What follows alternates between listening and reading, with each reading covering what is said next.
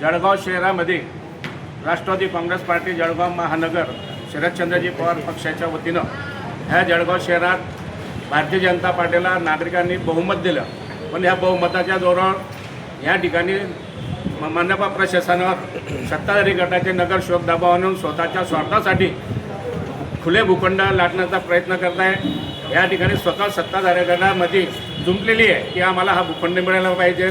एकीकडे जळगाव शहरातील नागरिकांना सुविधासाठी अनेक प्रकारचे आश्वासन दिले होते की आमची सत्ता जर आली तर आम्ही जळगाव शहराला न्याय देऊ, नागरिकांना नागरिक सुविधा देऊ। मी सुरेखा बडगुजर। आमच्या गटरी आणि रस्त्यांची समस्या आहे।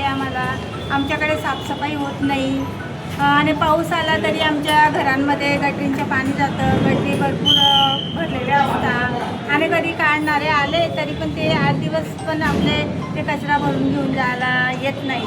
हे प्रशासन आणि सत्ताधारी कुंभकर्णाच्या झोपेमध्ये गेलेले आहेत। यांना जाग करण्यासाठी आज इथं राष्ट्रवादी काँग्रेस पक्ष शरदचंद्र पवार पक्षातर्फे हे आंदोलन करण्यात आले की आता तरी झोपेतनं उठा, ही जनता ओरडते, या जनतेला त्रास होतोय, इथल्या लोकांच्या सुविधांकडे तुमचं लक्ष नाही आणि किती दिवस आपण असं सोंग करणार आहे।